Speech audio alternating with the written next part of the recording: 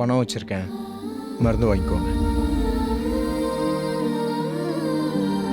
சதமானம் பவதி சதா யத் புருஷத் சதேந்திரியாயுட்சேவேந்திரியே பிரதிதிஷ்டதி தீர்க்க சுமங்கலி பவ சர்வாபிஷ சித்திரஸ்து. வாங்கோ லட்சுமிமா, நன்னா இருக்கேல? நல்லா இருக்கேன் சாமி. வழக்கம் போல உங்க பிள்ளையாண்டம் பேருக்கு தானே அர்ச்சனை? சாமி பேருக்கே அர்ச்சனை பண்ணிடுங்க. அப்படியே செஞ்சிருவோம். ஓம் காத்யாயனாய வித்மஹே கன்யாகுமாரி ச தீமஹி தன்னோ துர்கே பிரசோதயாத். ஓம் தேவ்யே நமஹ. ஓம் துர்கா. வழக்கமா நான் புள்ள பேர்ல தான் அர்ச்சனை பண்ணுவேன். இன்னைக்கு முதல் முறையா நான் உன் பேர்ல அர்ச்சனை பண்றேன். புள்ள பாசம் எனக்கு சாமியையே மறைச்சிருக்கு. உன்கிட்ட என்னோட வேண்டுதல் எல்லாமே என்னோட பிள்ளைக்காக தான் இருந்துச்சு. இனியும் அப்படிதான் இருக்கும். ஆனா நான் சுயமா கௌரவமா எழுந்து நிக்கிற மாதிரி எனக்கு ஒரு வேலை கொடுமா, அது போதும்.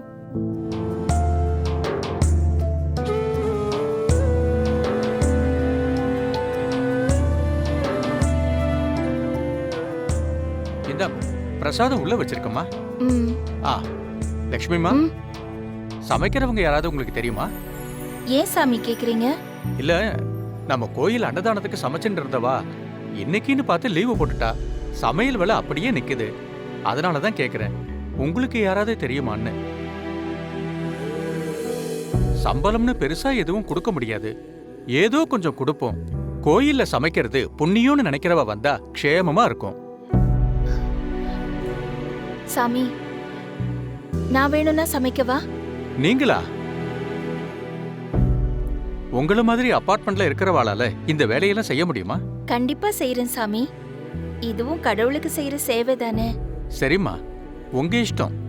ஆ, வடப்பள்ளி பக்கத்துல சமையல் சாமான் காய்கறி எல்லாம் இருக்கு. 12 மணிக்கெல்லாம் அன்னதானம் தொடங்கிடுவோம். அதுக்குள்ள சமைச்சிருங்க. சரிங்க சாமி. ம்.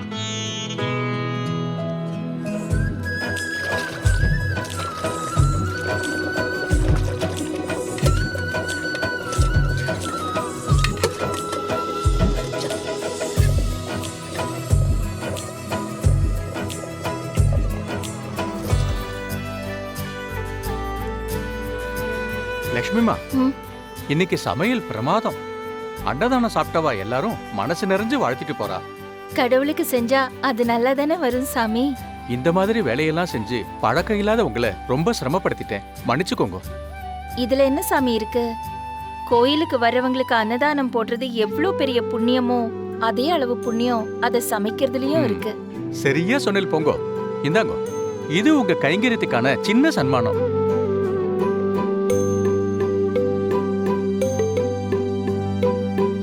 வாங்கிக்கோங்க.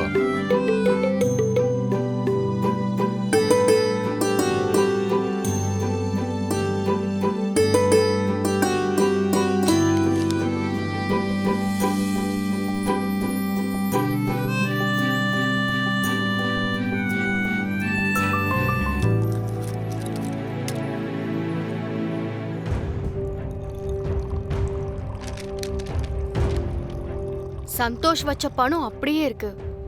அப்புறம் எப்படி அத்தை மாத்திரை வாங்கினாங்க?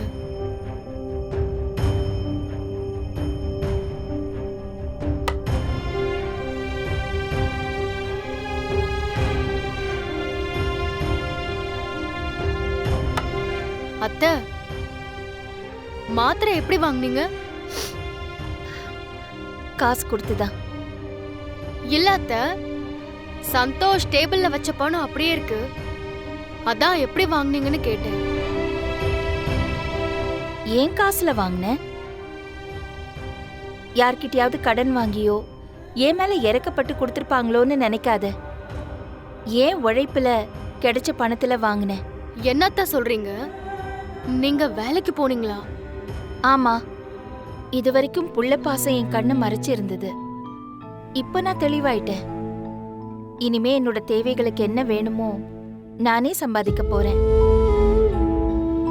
உன்ன மாதிரி படிச்சவங்களுக்கு வேலை கிடைக்கிறது கஷ்டம் பவி. ஆனா எனக்கு அப்படி இல்ல.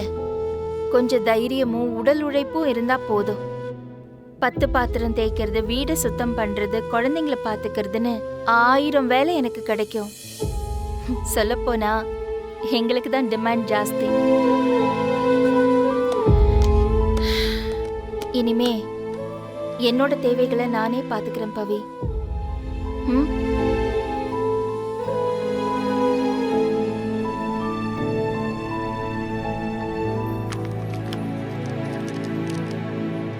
என்ன சந்தோஷ், தூங்கலையா? இல்ல பவி, கொஞ்சம் ஆபீஸ் ஒர்க் இருக்கு, அதை முடிக்கணும். அதான் பார்த்துக்கிட்டு இருக்கேன். டாய், ஆபீஸ் ஒர்க்க பெட்ரூம் வரைக்கும் கொண்டு வரக்கூடாதுன்னு 2 பேரும் பேசியிருக்கோம்ல. இல்ல பவி, இன்னைக்கு ஆஃப்டர்நூனே முடிக்க வேண்டிய வேலை இது. அப்போ கொஞ்சம் தலை வலிச்சது, ஒரு டீ சாப்பிட்றதுக்கு கூட வழி இல்லாம போச்சு. அதனால தான் வீட்டுக்கு எடுத்துட்டு வந்துட்டேன். ம்?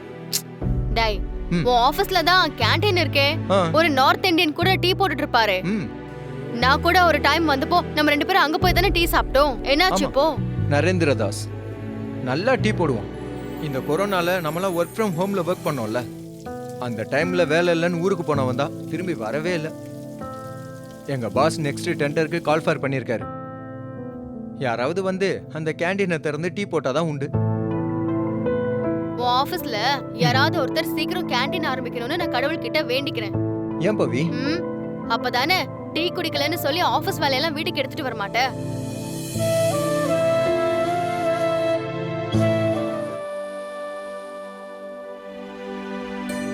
முருகா, நான் உனக்கு ஏத்துன இந்த விளக்கு என் வாழ்க்கையில ஒரு புது வெளிச்சத்தை கொடுக்கணும். என் வாழ்க்கையில நடந்த பிரச்சனைக்கெல்லாம் எது முடிவுன்னே தெரியாத நான் இப்போ ஒரு முடிவு எடுத்திருக்கேன். இந்த முடிவு எனக்கு ஒரு ஆரம்பமா இருக்கட்டும்.